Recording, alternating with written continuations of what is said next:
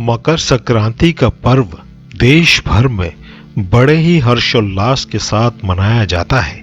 इस पर्व को देश भर में अलग अलग तरह से मनाया जाता है। यही नहीं, विदेशों में भी इस पर्व को मनाया जाता है। अब मैं आपको बताता हूँ कि भारतवर्ष में अलग अलग राज्यों में मकर संक्रांति को किन नामों से जाना जाता है और साथ में विदेशों में इस पर्व को किन नामों से जाना जाता है या पुकारा जाता है। छत्तीसगढ़, गोवा, उड़ीसा, हरियाणा, बिहार, झारखंड, आंध्र प्रदेश, तेलंगाना, कर्नाटक, केरल, मध्य प्रदेश, महाराष्ट्र, मणिपुर, राजस्थान, सिक्किम, उत्तर प्रदेश, उत्तराखंड, पश्चिम बंगाल, गुजरात और जम्मू में इस पर्व को, मकर संक्रांति को बड़े धूमधाम से मनाया जाता है। अब मैं आपको नाम बताता हूँ कैसे कैसे अलग अलग राज्यों में इनके नाम हैं। ताई पोंगल, उज्वर तिरुनल, यह तमिलनाडु के मकर संक्रांति के अलग नाम है।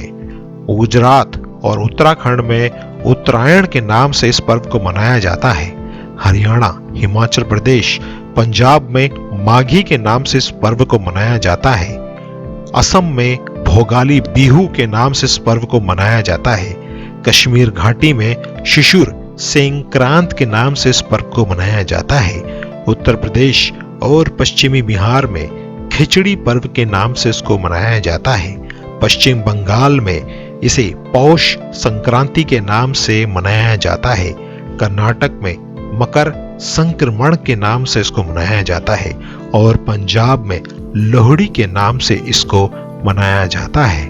मित्रों, अब मैं आपको बताता हूँ विदेशों तक में मकर संक्रांति की पर्व को बड़े धूमधाम से मनाया जाता है। बात करते हैं हमारे पड़ोसी राज्य बांग्लादेश। वहां पर पौष संक्रांति या संक्रांति के नाम से इसको मनाया जाता है।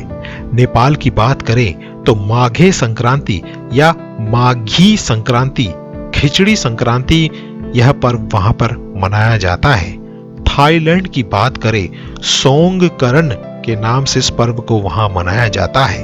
और लाओस मतलब कंबोडिया की जो राजधानी है, वहां इस पर्व को पी मा लाओ के पर्व के रूप में मनाया जाता है। म्यांमार में यह थिन्यान के नाम से मनाया जाता है।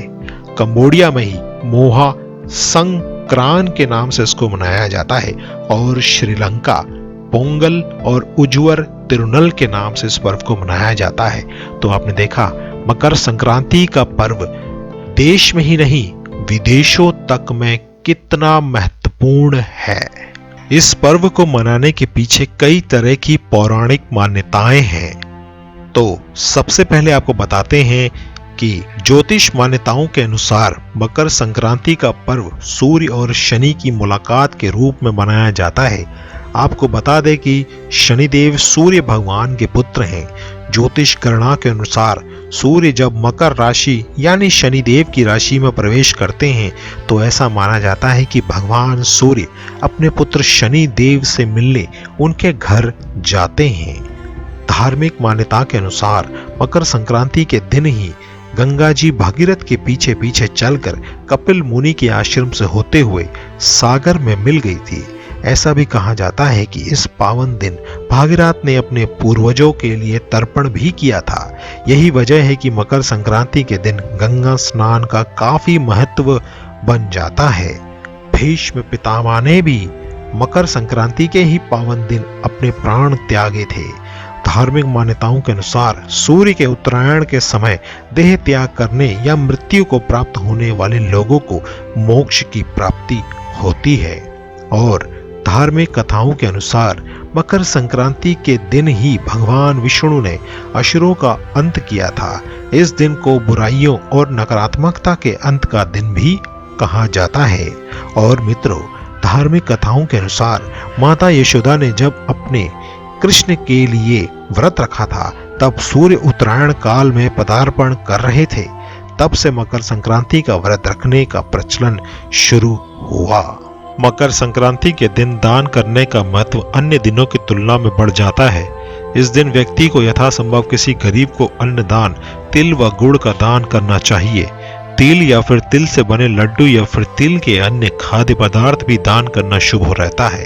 धर्म शास्त्रों के अनुसार कोई भी धर्म कार्य तभी फल देता है जब वह पूर्ण आस्था व विश्वास के साथ किया जाता है। जितना सहजता से दान कर सकते हैं उतना दान अवश्य करना चाहिए। और अगर मैं और भी आपको पौराणिक तथ्य बताऊं तो उनमें से एक है कि भगवान आशुतोष ने इस दिन भगवान विष्णु जी को आत्मज्ञान का दान दिया था। इसके अतिरिक्त देवताओं के दिनों की गणना इस दिन से ही प्रारंभ होती है। सूर्य जब दक्षिणायन में रहते हैं तो उस अवधि को देवताओं की रात्रि व उत्तरायण के 6 माह को दिन कहा जाता है। मकर संक्रांति के दिन देव भी धरती पर अवतरित होते हैं। आत्मा को मोक्ष प्राप्त होता है, अंधकार का नाश व प्रकाश का आगमन होता है। इस दिन पुण्य, दान, जप तथा धार्मिक अनुष्ठानों का अनन्य महत्व है। इस दिन गंगा स्नान व सूर्योपासना पश्चात गुड़, चावल और तिल का दान श्रेष्ठ माना गया है।